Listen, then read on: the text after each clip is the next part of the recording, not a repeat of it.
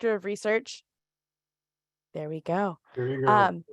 Dr. Mead has been the Director of Research for the Mammoth site since 2016, but he was there from the start in 1974 when the first bones were found. He not only works at the Mammoth site, but works in other field research projects, including cave paleontology in the Great Basin in Nevada, the Trans-Pecos Mountains in Texas, and many caves in the Black Hills. And I saw a talk on this years ago, and it was fascinating. And we've learned something since then. Awesome. I'm so excited to hear more. Jim has published over 170 professional articles in journals and book chapters. Today, he'll be speaking to us about the Ice Age in the Black Hills and how the research has progressed over the years. Please join me in welcoming Dr. Jim Mead. Well, it's nice to meet you. Nice to meet you. You want me to take it from here? Take it from here. Okay, well, the title of the talk, or as you can read, is Pleistocene Faunas from the Mammoth site, and a little bit about other karst features in the Black Hills. Just remember the Mammoth site is one fantastic site, which we'll show, but it doesn't live by itself. It has to interrelate with everything else. So that's where we're going to go. Just for those of you who are not quite sure where South Dakota is or where we are, we're looking at, get my cursor working here. Here's this little brown blip here are the Black Hills, okay? You can see roughly where we are. You can see that we're in many ways well, first of all, we're part of this, the greater part of the Northern Great Plains ecoregion. That's today's region. That hasn't always been that way. That's going to morph depending on whether we're in a interglacial like today, which is what this would be, or a glacial phase. Now, as glaciers form in the northern part and start moving down into the lower 48, as you can see down here, this would be the maximum extent of the most recent glacial age, the Wisconsin. So you can see that, sorry, but Seattle, Marissa, is covered. You guys, Kelsey, you guys are gone. You can see it drops into here. It goes down to this region. It's covering all the Great Lakes. So this is obviously all ice, and it's forcing a different climatic change in this region of the USA. And so everything's going to react to that. Now, today, this is where the Missouri River is. The ice didn't stop at the Missouri River. The ice stopped long enough times that a river channel formed along that edge of that. And so that's why the Missouri River is where it's at. That also is telling us then that the Black Hills, okay, did not really have a glaciation that we know of, okay? But it doesn't mean that it was warm and balmy during this glacial age. This was darn cold. We don't know what that means. We just know that it was different than what we see today, okay? Let's go on to the next one. If we take what's known as the world climatic record, if you will, and in this sense here, we're going from today, 0 years ago, back only 1 million. Now remember, the Pleistocene, the Quaternic, is going to go back 2.6 million years. During this time, we know that climate has changed. And we know that today, we say, well, it's getting hot and it's going to get hotter. Okay, maybe it will, okay. If we go back in time, we know that we've done multiple hot phases. And some of them are real hot, like the previous one. Some are less hot, don't know what that means, and so forth. Reverse of that, of course, are the cold spells. So the interglacial is a warm period. We're in an interglacial today. And in many ways, if you look at this record, you would say, well, we're really not out of the Ice Age. We're still in the Ice Age. We're still in the Pleistocene. We're just at one of these many blips. Good way to argue, whatever. Here are the glacials, cold spells, okay? Some are really cold, some are not as cold. During each phase, you have a fluctuating. It can get a little bit warmer, then cooler, then a little bit warmer, then a little bit cooler, and the reverse of that. So you can see that change is constant. And although the overall trend is there, it's not going to be like, well, it's Thursday, why isn't it a glacial phase? So it's going to change over a period of time. It's not all exactly the same. So caves with larger caverns forming below. So you have water flowing through the limestone, okay? It's forming a cave, just like it does all over the place. In Melbourne, with Australians, all over the place. At a certain point, it can actually breach the surface. And as you see here, this is collapsed in. And we see sinkholes all over. Florida has a lot of them, okay? They're all over the place. Well, in this particular case, we see the water just down below and it's not doing anything. What we find in our case is that the water was under pressure. And when this breached the surface, the water flowed in and filled the sinkhole like a bathtub. We'll talk more about that in a moment. So here we are in the Black Hills. And what we see is that during some climatic changes, animals and plants that are known to the east can move west, and they don't go any further west than about the Black Hills. And then we see the reverse of that. During certain climatic change, animals and plants of the west will move east, and they don't go any further than about the Black Hills. So the Black Hills are this kind of an island in the plains, an island that is shifting back and forth with different animals and plants. And it's not always going to be the same they're doing. It's not as if the eastern ones go, okay, let's hold hands and march west. Everybody reacts differently to climatic change. What's important to us is that this bubble that in the Earth's surface that moved up, okay, and exposed the inner core, granitic core, all the carbonates around it became eroded and are forming kind of a ring around the Black Hills. This black one is important because it's showing us where a lot of limestone next to red spearfish shale occurs. And so the Mammoth site, which we're going to look at, and various other caves are found in kind of this sort of ring around. Right now, we'll just talk about the southern part of the Black Hills. Realize that this distance here can easily be, about 100 miles or so. So the Mammoth site was discovered by a bulldozer operation in 1974. Basically, the town of Hot Springs, which is a little itty bitty town, 3,400 people on a good day, okay? And Phil Anderson was coming along and saying, well, I want to build some more houses and I need to make some basements. So I'm going to plow this area down. And there's this hill in the way, a little tiny hill, a little white knob on the edge of Hot Springs. And he starts to plow it down. And when in so doing, he comes across a whole bunch of what look like ivory and bones and such. He stops and they contacted 4 institutions, say, hey, could you help us figure out what's going on here? It's not the red spearfish shale, it's this white, gray, tan stuff. What is going on here? 3 of the institutions in state and 1 out of state that were contacted said, unless it's dinosaurs, you just probably have mammoths, yeah, whatever, don't worry about it. So, and it's understandable, that's not their area of expertise and that's not their interest. At that time, they went ahead and contacted Larry Agenbrod, who at that time was at Chadron State College in Nebraska. He and I were digging mammoths out of the Laner Mammoth kill site in southern Arizona. We had finished that and we're heading north to do a bison site in the panhandle of Nebraska. And Larry got this call saying, hey, I think we have some mammoth bones coming out in Hot Springs. So when we set up our camp in the bison site, Larry said, let's take our crew and go on up there and find out what's happening in Hot Springs. So as we moved from Arizona to Nebraska, and then I went on up, this is July 6th that I arrived at this little Hot Springs town. I didn't know anything about the Black Hills. I didn't know anything about Hot Springs. Very interesting.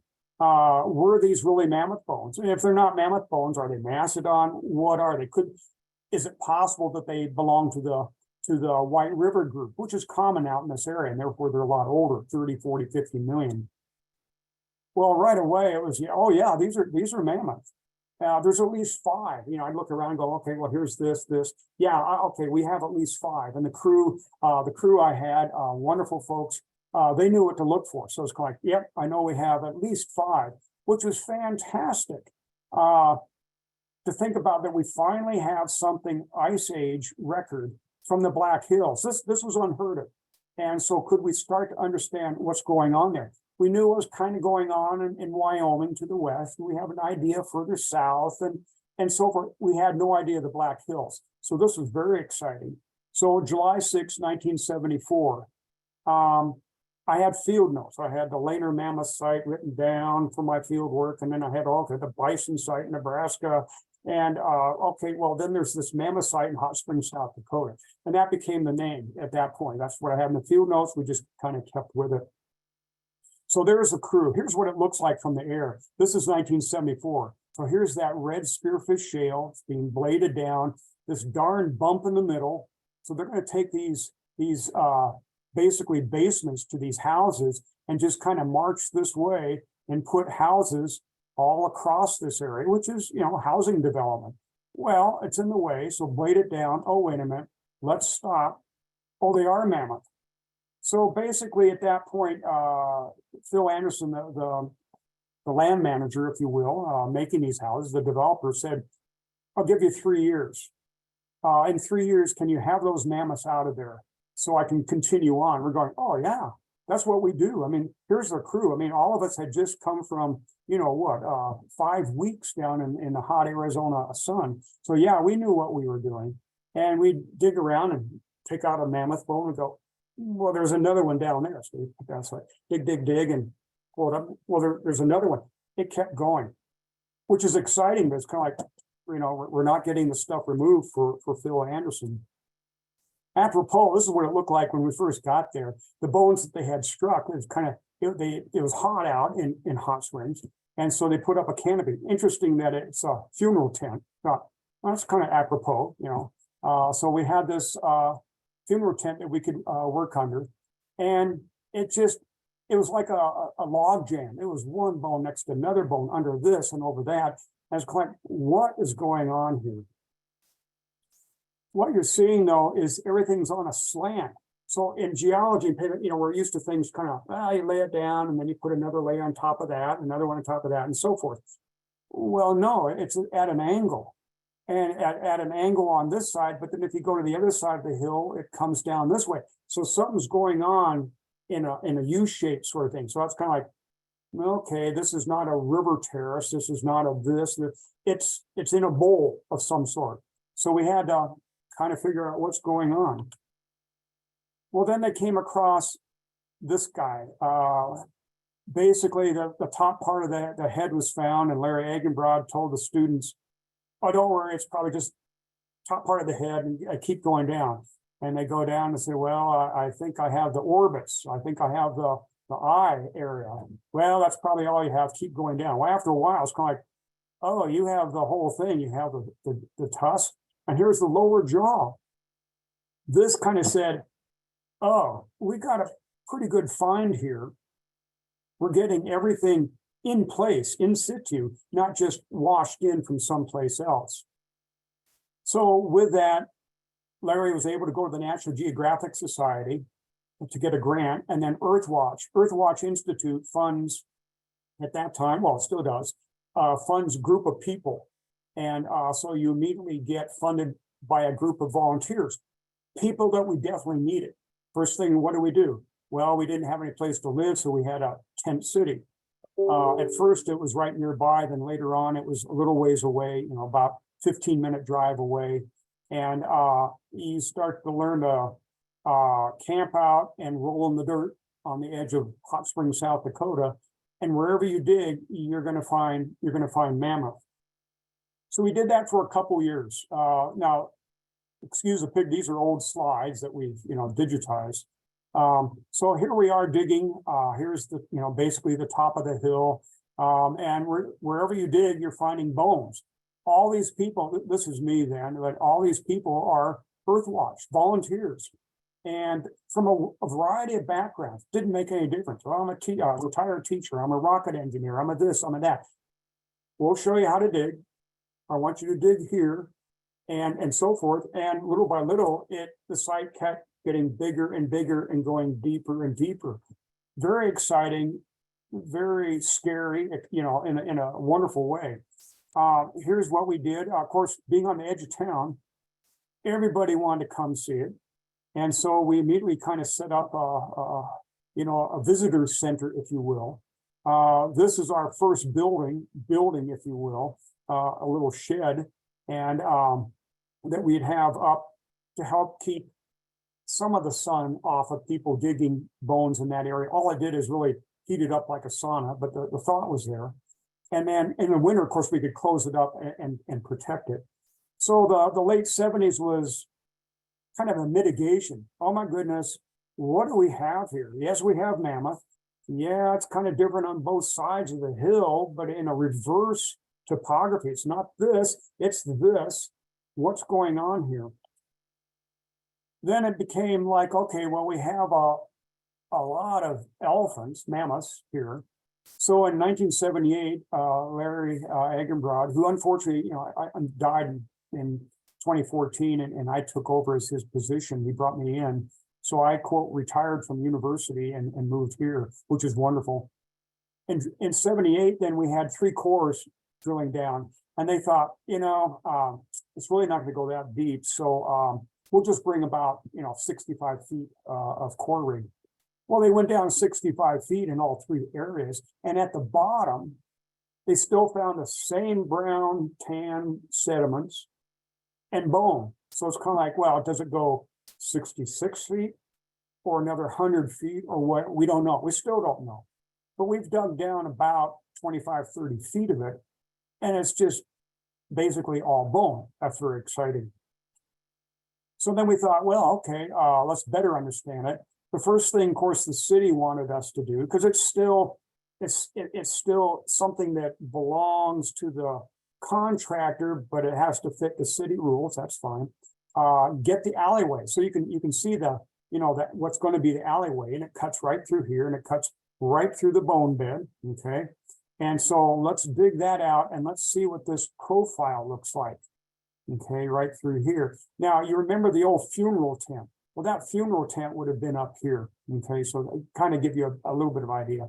So we dug this down, and we found, you can't really see it here too well, but you can get an idea of the striations, layer upon layer upon layer upon layer. And so we got this profile, and Larry and Bob Lowry, 2 of the geologists, and then me as a PhD student, saying, well, we need somebody to count those layers. I'm going, what? And so I counted them, and there was thousands. Okay, layers, something's depositing layer after layer. The biggest layer is only like that. I mean, so and most of them are pencil thin, but they're saying something, because it's either clay or sand, then clay, then sand. Is it a var, which would mean winter, summer, winter, summer? No, they're definitely not a var. Well, what does it mean? Well, we're still trying to figure that out. But they're pulses, they're rhythmites responding to something, climate, either directly or fluctuating water. So what we found out very quickly is that this is a sinkhole. So that red spearfish shale goes all the way around. We knew exactly where the sinkhole edges were.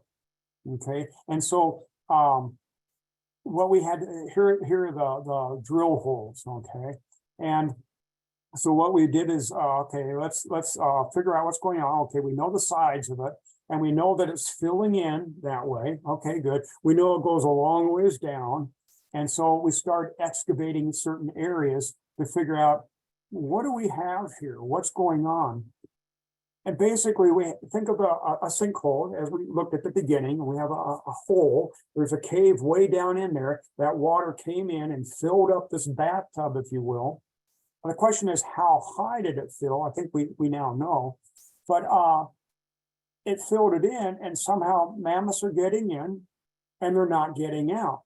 Whatever went in, we have them, and I'll talk more about that in a moment. So the idea was to better understand what's going on all the way around here. But here's this alleyway that we were told, well, if nothing else, could you at least take the bones out of the alleyway? And we go, well, yeah, we can, but who's going to live that long? That sort of thing. So we decided to form a 501c3, a nonprofit research institution, if you will, and get going. Let me go back to this and essentially better understand that. So the land developer said, well, I'll tell you what, I know I gave you 3 years to do this, but no, I'll sell you the land to your new 501c3, I'll sell it to you for my cost. Basically, he's saying, I believe in your science. I believe in this exciting find. I will let, I don't mind losing potential profit on the houses and everything, which is wonderful. How many people would do that? Most contractors would probably say, yeah, tough luck, blade it over and away we go. And then, you know, houses in the future have a lot of dead mammoths below it, which would be interesting. So here are a lot of the layers. You know, these are the things like, oh, Jim, would you go ahead and count these layers? It's only about, you know, at least 50 feet deep. It's like, yeah, okay, I can do that. The orange tan ones are sand. They're a nice, pretty much all the same size sand, and water can flow through it, being more porous, and it's carrying iron stain from the spearfish, and staining all things kind of a reddish brown. And then you get the gray, which is more clay, which is not permeable, not porous. Water's really not going through it. And then occasionally you get a lot of this subaqueous landslide, if you will, which is saying this is a real boggy mess below water. But there's still water up to the surface where the elephants are getting in, swimming around and sinking to the bottom, and then slowly getting covered up. So here's what we have today. Basically, by looking at the geology, this is the reconstruction we came up with. Different phases. We have a spring mound at one end, which actually happens to be right here in this. This is the east end of the sinkhole today. And water filters in and quote, rushes in. We don't know what that means, but rushes in. And then it slowly carries stuff to the far west end. Now, we know it's not stuff coming in over the edges because we don't see turbation. Remember, all we see are these beautiful fine lines. That means it's quiet. Water's coming in and relaxed. And if it pulses in, it takes sand and goes to the far end. If it's not pulsing in real hard, it's just clay going to the far end over and over and over. So here's some of the puppies that we got. You know, we found this one and we go, oh, that's beauty. Well, that became beauty. Now, you know, in the hot sun, you have to name everything you find. So here's beauty. Well, if you have beauty, you've got to have beast. There's beast. And this one down here is a complete skeleton right through here. And I'm not quite sure how we named that, other than we called it Napoleon bone apart, but it's really not apart, it's all together. Any case, we have that. Now, this is as far down as we dug. We're only 25, 30 feet down from that top layer, where that funeral tent is. We know by coring that we have another 45 feet of sediments to go through that apparently have bone in them. It's like, well, that's job security. And you know, people say, well, Jim, are you gonna dig some more and dig down and find out what else is there? I said, well, it took 45 years to do this. I don't know how many 45 years I have left, but we got a lot of stuff there. So here is this rendition. And you can see here's the surface in this rendition. And the idea would be the mammoths are up here and they go, oh, cool. And let's jump in and swim around here or get food or something like that. Do a cannonball, whatever. I've never liked that. That always bothered me when I look at how elephants, at least in Africa and Asia, go into pits. Now, we do see Asian animals going into a pit, but they don't run along and jump in. They kind of slide in, fall in sort of thing. Is that what we have? It didn't appear to be. So anyway, you have an idea of the side, but I don't like the idea of jumping in. That's always bothered me. So that's the current thinking. So water level could be, say, roughly here. They jump in, swim around, they have a problem, and then they sink to the bottom, realizing at first they would sink all the way down in this proposed model. And then as this thing fills in with mammoths and sediments, at some point, it's all chaotic and they can actually come in and get out. Because at the very top, we don't find mammoth bones. We find footprints. How do we know they're footprints? Well, that shape, and it's the size of a pizza pan if you dig down on top of them, and they're in a pattern. So we feel good about that. Well, then how deep was the water, and how much was it close to the top? Did they jump in? So really, what I say is we take this layer as we have now in the publication, and let's move it up to here, if you will. Meaning, at some point, they could just get right in, and the water level is right up here. Now, that's testable. That's, you can play with that model, if you will. So we'll get to that in a second. So here's a cross section of the valley, if you will, vertical exaggeration. Okay, but it gives you an idea. Here's today. This would be downtown Hot Springs, the metropolis of Hot Springs down here, and this is the Fall River down here and everything. It's a tight little canyon, and there's a little terrace. There's a bigger terrace where much of the town is on. And then clear up here, very high in the area, is the Mammoth site with a few more houses, and that's pretty much it. So the idea being that, okay, so you have water running through the Minnetonka, it makes a cave, it collapses in, and everything above it collapses down. So you have this kind of, as it comes down and everything sinks in, you have a little sinkhole.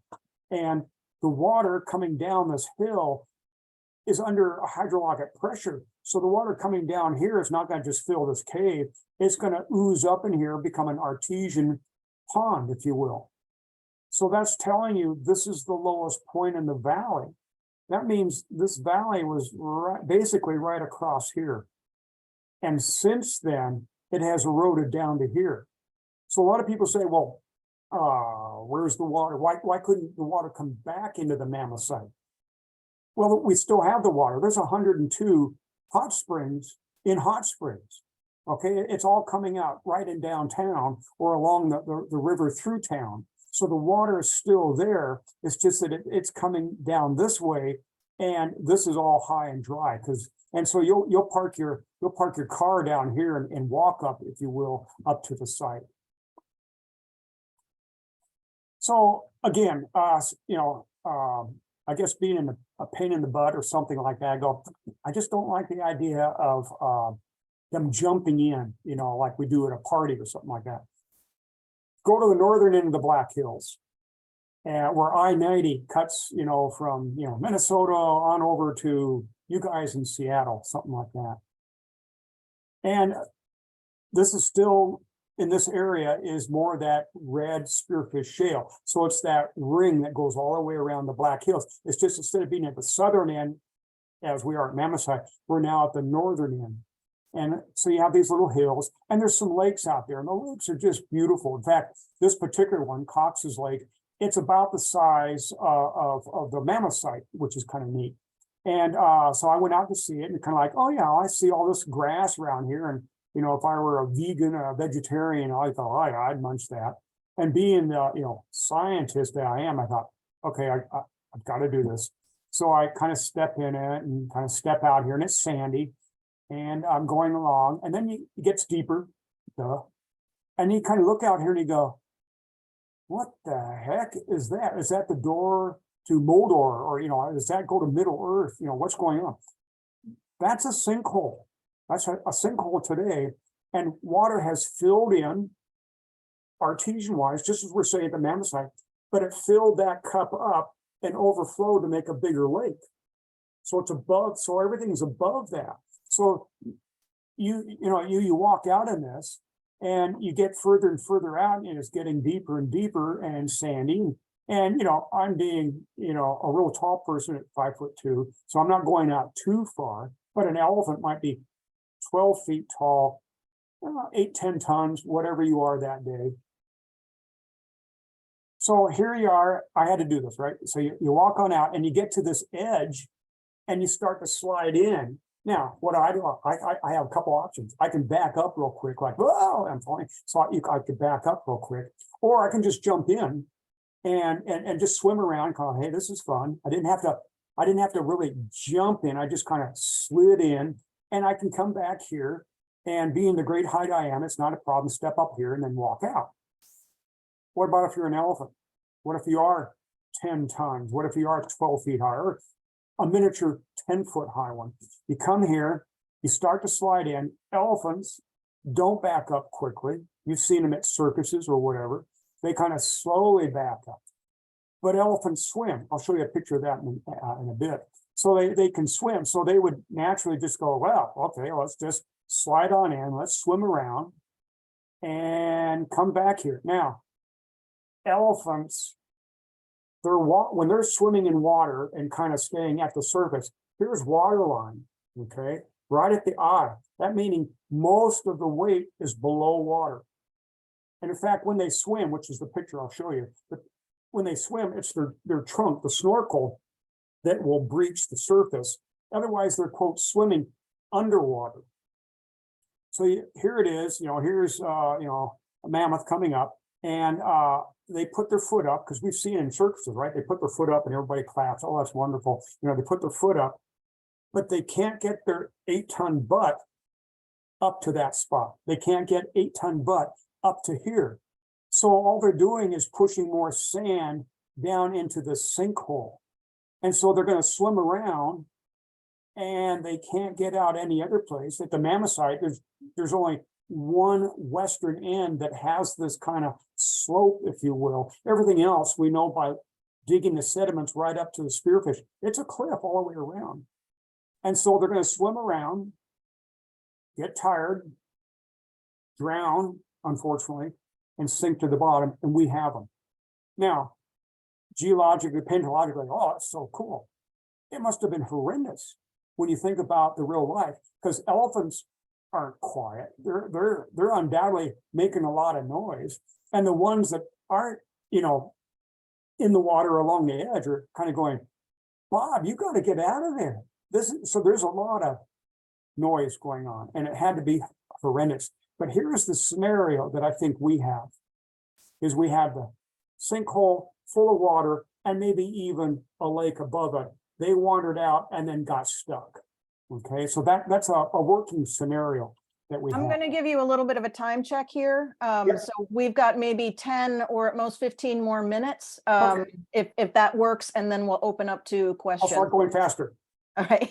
Good, thank you. So deep water in the sinkhole, shallow water on the edge. Here's an elephant swimming. This is an elephant swimming. There is the snorkel. Most of it's below, and that's fine. This one can get out. Okay, so you don't have to worry about in this case. But imagine what it was like if it were in this scenario. What do we know? Tusk count. Every elephant has 2 tusks. We have 120 tusks excavated. So we have at least 60 mammoths. The molars, as they grow in, molars grow in like this like we do with us. They grow forward. So we can tell that we have our oldest one, Napoleon Bonaparte, is 49 years old, plus or minus a year or two. We don't have any juveniles. We don't have any infants. It's all middle age. So let's say 20 to 50, plus or minus. So that's an age bracket. Then when we look at the pelvis, here's both sides of the pelvis. In this case, you're looking at the birth canal and whatever else. When this is fused, we can do measurements here and say, well, in this case, that's a male mammoth. We have 14 of them this way. All are male. So the implication is out of the 60, at least 14 we know are males. So we kind of categorically say we have at least 60 mammoths, and they're all male. It's a male herd. And now we can play that game with modern ecology, cultural sociology, if you will, with elephant herds. All this is testable. Dig more and find a female or an infant. So then the question is, so when were these male mammoths getting into the pond and swimming around? At first, we thought it was about 26,000 years ago based on radiocarbon dating. I've never liked that. The statistics of the analysis says, oh no, you're way off. That's all we had in the 70s and 80s, so we went with it. When I got here in 2016, I thought, well, let's try something different. Optically stimulated luminescence dating, OSL, simply. And that tested a totally different way than radiocarbon dating. What that says is the top of that mound where the funeral tent is about 110,000 years old. And as you go down in, we find that the lowest part that we've excavated, 25, 30 feet down, is about 190,000. That's totally different.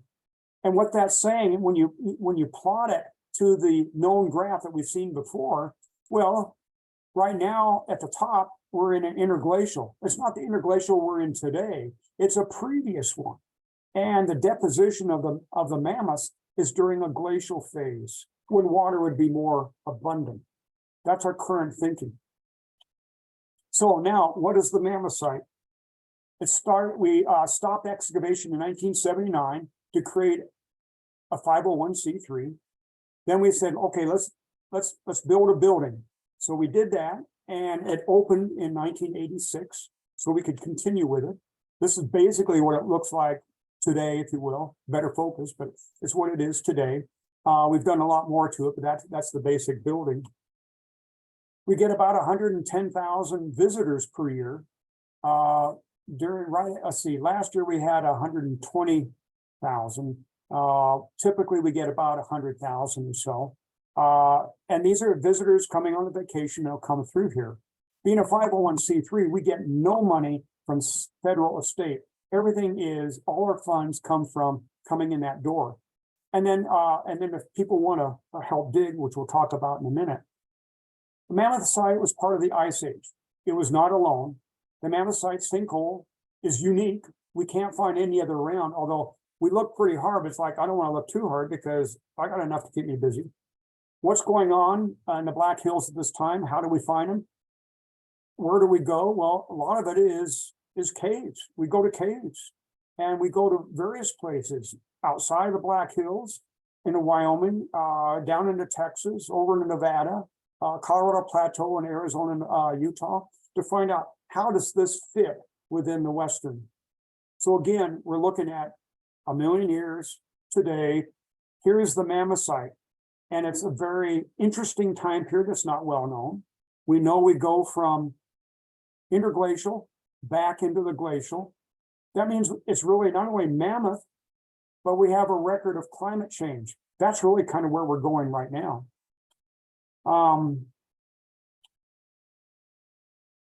We're a visitor destination, typically summer. We have an extensive education outreach program all year long. It's hands-on classes. We don't care if you're 5 years old or 85 years old, we've got stuff, and we're catering to that. We have extensive research, as I said, in a number of different places, typically with caves, but also open air in some places. 74 was unraveling that. Next year is 50 years. They're going, oh, wow, that's so old. And I go, oh, thanks. Yeah, because I was here on day one. And so that makes me feel good. But 50 years, and look what we found. Look how many questions we still have. And we still got 45 feet to go. I need help doing that. We are getting help, but we welcome people to come here and experience it and have fun with it. But when you come here as a visitor, you'll see the Bonebed Hall. And then right next to it, we have an Ice Age Hall where you can say, oh, well, there are places with bison, there are places with ground sloths, and a variety of other animals. So we put it in a perspective. So then it's like, well, for 50 years next year, what's the next 50 years going to bring? It's like, oh, I wish I could be around. You know, that would be really cool to see what's another 50 years of technology and lots of digging going to do. So I'd like to thank you for your attention. Come explore with us. Come look at us. Ask all the questions. See how we prepare. See how we have the education classes. But we do have this Ice Age Explorers program. This year, this is the time that we have. It can be for 1 week, or it could be this 1 week, or 3 weeks, or 4 weeks. We have a variety, and we have this every year. And now we have it always pretty much in June. The 4 weeks of June is the time to be there. And you'll be digging, you'll be doing a variety of different things, but you'll also be visitors. If people are going to be looking at you like you're in a zoo. So I thank you, and I'm ready for questions. Kelsey. Thank you so much, Jim. That was wonderful. Let's jump right into the questions. We've got several in the chat. So the first question that we have in the chat, do builders and building developers in any states have legal obligation to report bones found during excavation? Boy, good question. California, oh yeah, they have a legal obligation. Any place else? No, it's really up to you, the developer, you, the land developer, or the construction person. Sometimes we all know that they kind of get covered up. I'm not talking archaeology in this case, I'm talking just paleontology, but no, they don't. So is it pretty unique that the developer was willing to sell the land at cost? Phenomenal. Phenomenal that he even said, hey, do you want to tell me what I have in my backyard? And then to say, I'll give you 3 years, meaning I won't make money for 3 years. I'll give you 3 years to get this stuff out of here. And then go, oh, okay, you're not going to do that. I'll sell it to you for cost, my loss. Phenomenal. It's amazing. Oh, yeah. I had an opportunity to see the Mammoth site when I was in South Dakota, and it reminds me of the scene from The Lion King in the beginning when Simba and Nala are running through the elephant graveyard. You walk into the room and you see it, and you're instantly transported to that Disney scene going, this is an elephant graveyard. It was almost a religious experience. So I highly encourage anyone in the audience, if you are going through South Dakota, you have to see this site. It is magical, and there are so many mammoths. And the best time, I mean, if you want to be there when we're doing a lot of excavating, a lot of people working in there, Ice Age explorers like here, or our interns, then June and July are great. If you want it quiet and serene, so you can stand there and hum or whatever, any other time of the year is fine. We have a heater, so you can be here in February or January, and it's not too shabby inside. Fantastic. So you have so many mammoths, you have at least 60, and you Mhm. have these drill cores telling you that there's bone at the bottom. Do you have any guess how many mammoths you might have at this site? 61. No, 61. every year that we dig down at the very slow level, okay, Susie, do you dig over here? Another tusk. So, I mean, I can only assume we have a gaggle more. I mean, I wouldn't be surprised if we had, 150. Wow. I'll never know that. But I think if we really start actively digging down, we would do that. Now, that's not my approach right now. My approach is climate, age, the geology in general, and then let's make what we have here that's exposed ready for education and visitor enhancement. I mean, we could dig it all out and then bring up one tusk and go, oh, imagine what this place really looked like. It's like, well, why do that? Why not you just come here and do that? So we need to figure out, what do we want to leave in place? What do we need to take out? Where can we go down? Wow, that's a very complicated project. I don't envy you.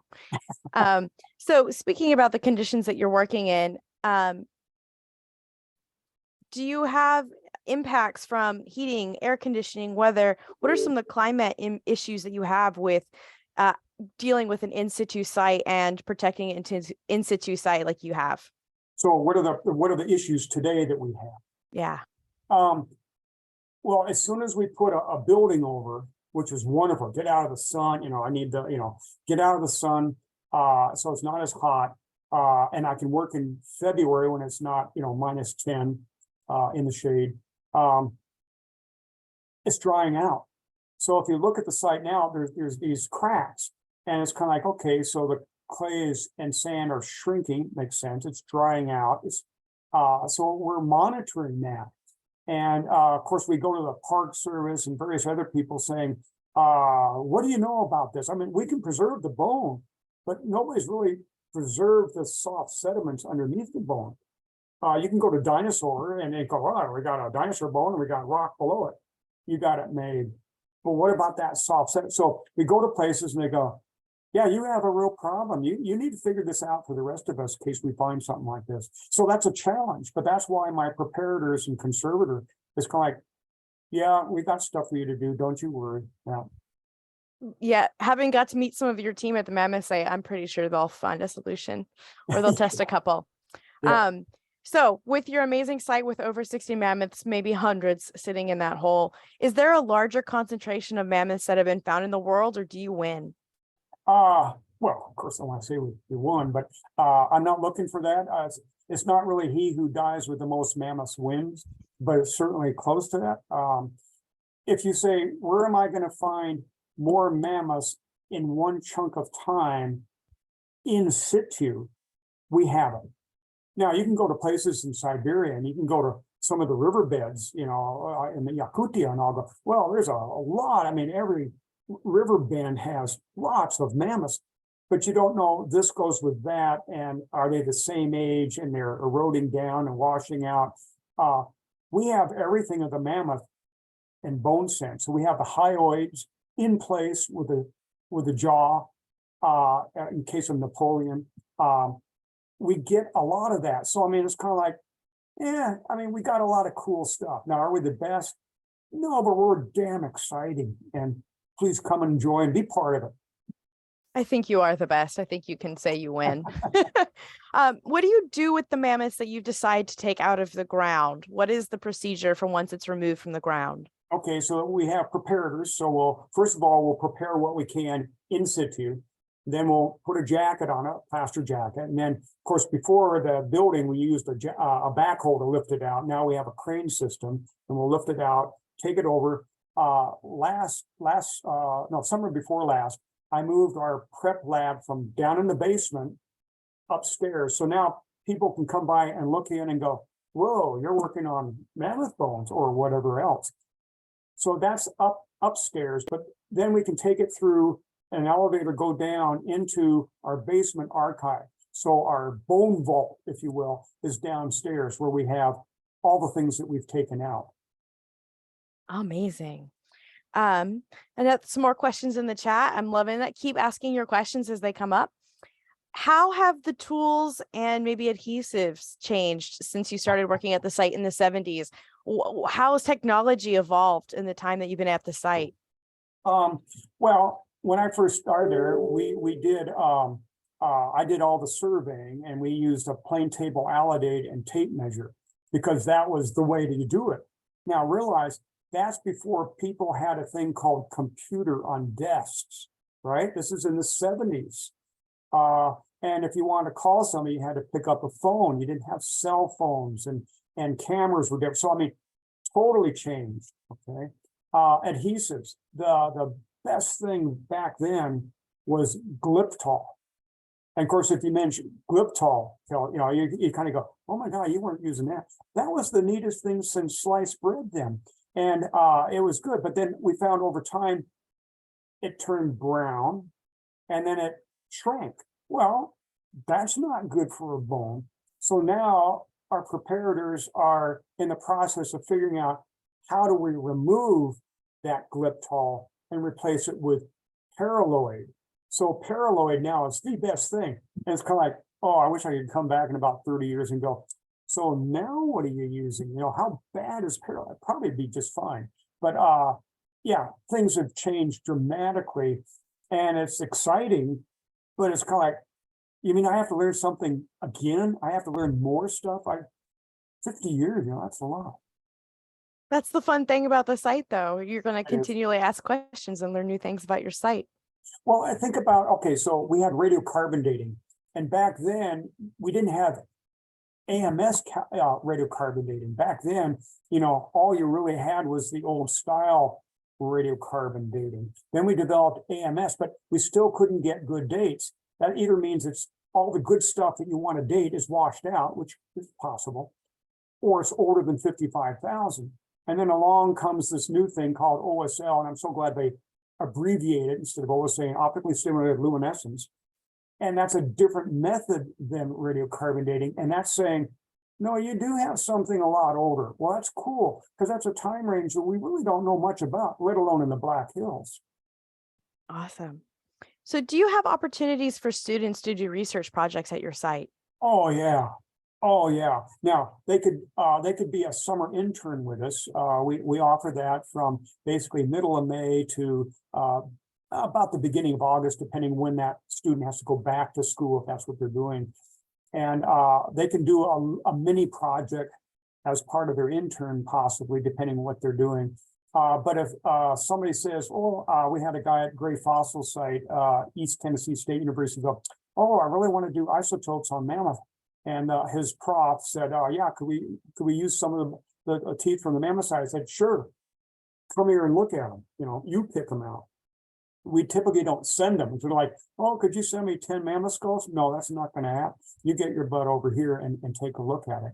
But if somebody does show up here during the off season or out of summer, then what we have are starting 2 years ago, we have a residency hall. I said, we don't have enough space, folks. We gotta, to the board, I said, we gotta have some residence area. So now we can house, 20 people in our quote dorm, if you will. And it can be somebody going, oh, I want to study mammoth bones, and so they can be here whatever time, or oh, I want to disappear and write my thesis. It's like, okay, you can be here. So it's a research institution now. It's not, I don't want to say just mammoth bones in the pit, but it's more than that. It's a place you can come to learn about the Ice Age. We only do Ice Age. If somebody says, oh, I want to look at dinosaurs, but oh no, don't mention that word. Go other places, because there's many places for that. You're not going to find a place that is basically solely about the Ice Age. Which is so cool. I'm biased. I think everything besides a dinosaur is cooler than a dinosaur, and that you should dig up things besides dinosaurs. So when we go to your site with Ancient Odysseys and we get to go come dig at your site, are the bones that we're working on, are they fossil mammoths? Or is this, tell me a bit about the bone. It's if you say a fossil is anything older than 10,000 years ago, yes, they're all fossil. Some people say, oh, no. To be fossil, it has to be, replaced by a mineral. Yeah, it has to be a new rock, that kind of thing. Well, then what about these caves that are full of either mammoth dung or sloth dung of extinct animals? What about the permafrost where it's 70,000 years old of extinct animals? Those are fossil. So depending on your definition of fossil, but in any case, our bones have been leached. Being underwater for so long, it's been leached. So if I came up to, take anybody and come up to a big, huge tusk, 9 feet long, oh, it's beautiful, this big around sort of thing, you could easily turn it up with your hands. So that's why, we do a lot of preservative now, paraloid, put a lot of preservative on that. And then once we get it down into the prep lab or in the prep lab, ultimately when we say, okay, we got enough juice on it, if you will, we'll put it in some sort of clamshell to hold it steady for eternity sort of thing. So these bones are they still ivory? They're very soft, I'm imagining. Very soft. If it quickly breaks up, ivory breaks up in about the size of a quarter. Okay, a shilling, wherever you're from, about that size, golf ball. Some people, of course, early on wanted to try to make scrimshaw out of chunks of the ivory. Yeah, they can do it, but it doesn't look good. It's too dried out. It's lost a lot of its mineralogical water, and it's lost a lot of the biological aspect molecules in it. So it's soft. It's miserable to work with at times. Now, when we first started digging it, it's like, oh, cutting away that sand and clay was like butter. Oh, this is beautiful. Everything is beautiful, but it begins to dry out. And now, of course, the clay is like concrete. And, that's fine. It works. You just have to know what you're working with. Wow. So we got a couple more questions that we'll address, and then I think we will let Jim get on with his wonderful chilly South Dakota afternoon. So what are the types of mammoths that you have at your sites? Are these the same kind of mammoths that I would see in the Russian permafrost or in Seattle? Well, downtown Seattle, sure. Colombian mammoths. We know that based on various measurements of the teeth and various other things, they're really Colombian. Larry Egenbrod, of course, always wanted, and we did have woolly mammoths. And we know woolly mammoths were in the region. It's the definition of what is a classic woolly and a classic Colombian are well made, but we also know that they intergrade. And so a lot of our measurements, the measurements we have on what we call woolly are in that intergrade. And so, Larry wanted a woolly mammoth, so we have a woolly mammoth. Could I prove it today?